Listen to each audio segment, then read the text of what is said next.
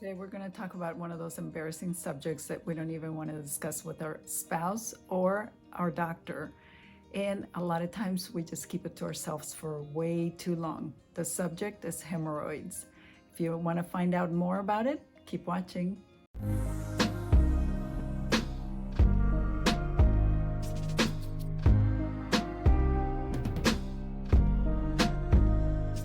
Hello, beautiful friends. My name is 𝗕𝗢𝗦𝗘. I'm a certified nutritionist and a functional nutrition lifestyle practitioner. I'm also the founder of Nourish Functional Nutrition, where I teach you how to get to the root causes of your symptoms and how to use food as medicine. In this channel, I give you all of the tools that I have at my disposal to help you go from confused and frustrated about your health to empowered and excited to take your health to the next level.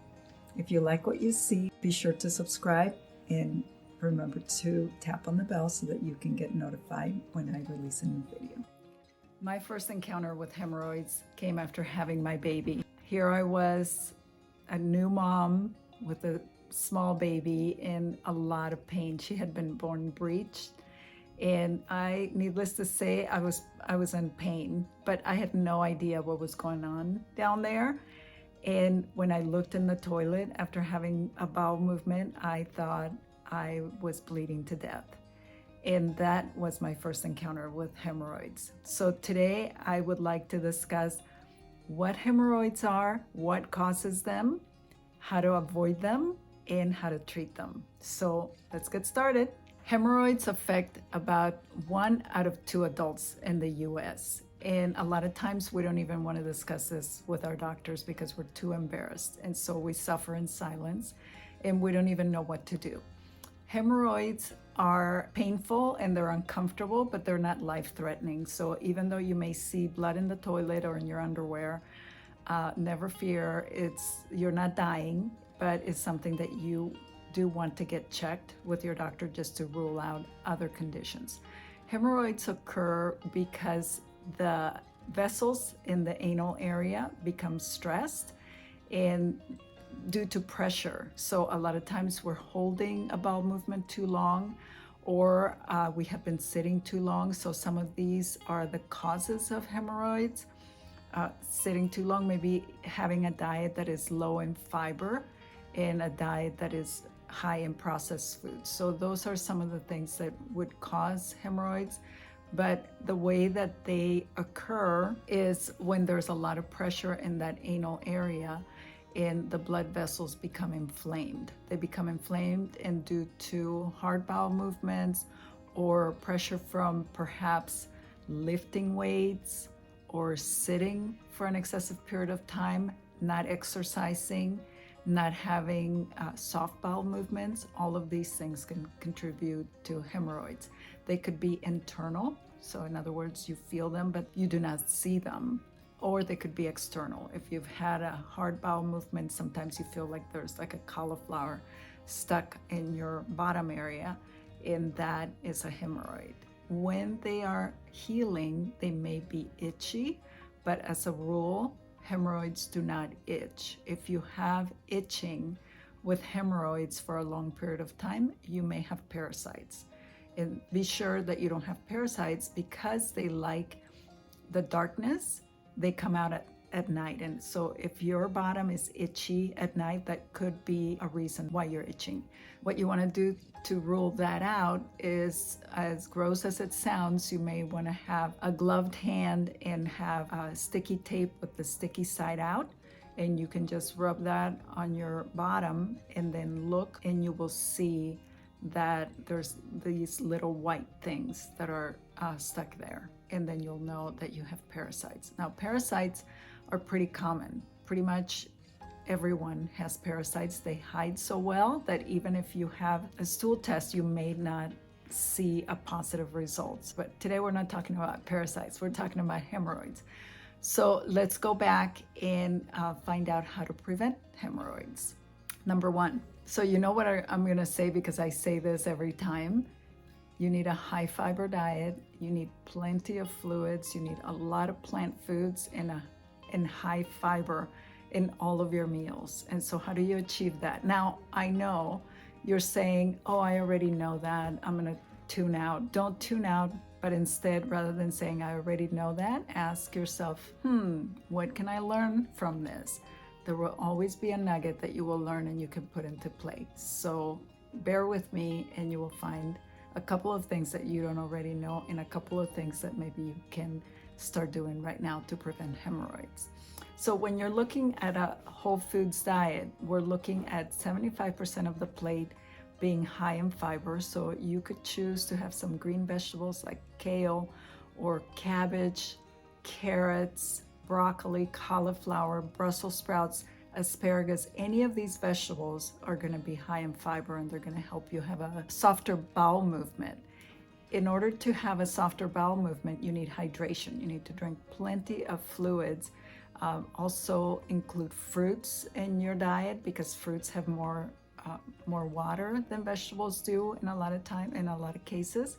And so adding some fruits, adding some whole grains, maybe a whole grain type of cereal like overnight oats or some kind of a high grain product that you can have in the morning, that would help you have a good bowel movement. And another side effect of that is that you are feeding the good bacteria. So when you bring fiber in and the good bacteria are being fed, they're happy and you have a stronger, healthier microbiome, not to mention a softer bowel movement.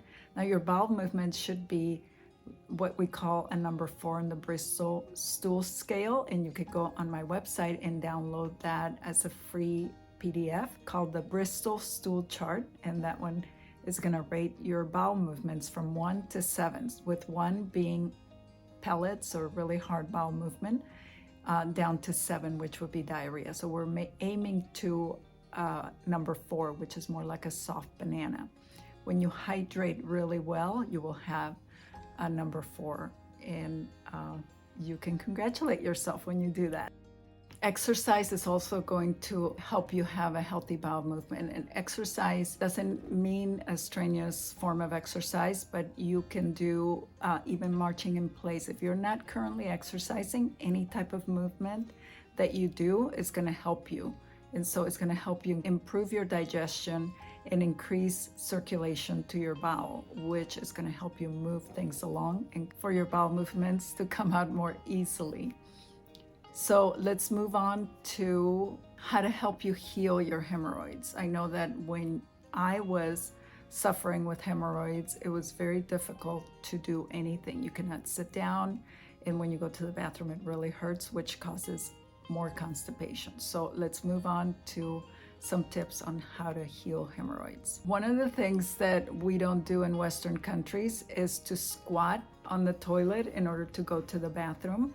And because our toilets are not designed to naturally help us have a healthy bowel movement, we need to have the knees closer to the chest, and it's very difficult to do that in a standard toilet.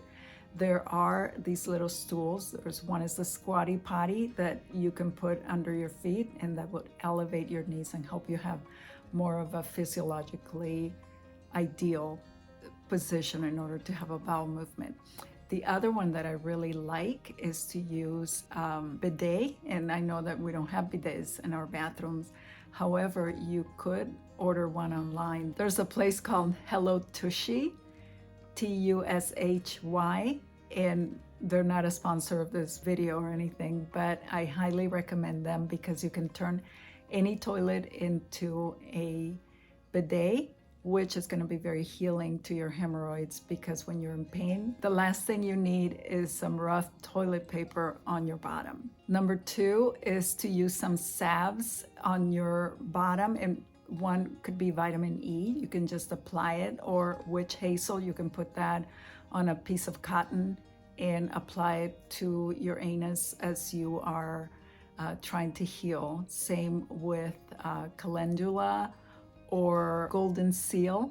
Those are some that are very healing and soothing that could help you heal faster. Another option is to take sitz baths, and those are really healing and they really help you heal faster. What you do is you add like 3 to 4 inches of warm water to your tub, a 1/4 cup of Epsom salts, and then you can add some of the healing herbs or essential oils to your bathtub, things like chamomile, witch hazel, plantain. Any of these, you can find them as herbs and make like a tea out of that and add it to your bath water and sit there for 10-15 minutes until you feel better. You can do that several times a day. I hope that helps you. And the fourth tip that I have for you today is to take plenty of vitamin C because it encourages healing by strengthening your collagen fibers. And your collagen is going to help you heal because it's going to strengthen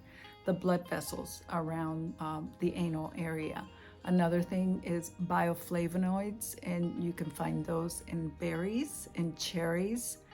When you're eating plenty of fruit, you're going to help heal your hemorrhoids. So I hope all of this has been helpful to you. And if you like this video, give it a thumbs up and don't forget to subscribe. And I have a question for you. In the notes, let me know, have you suffered from hemorrhoids? Are you suffering right now?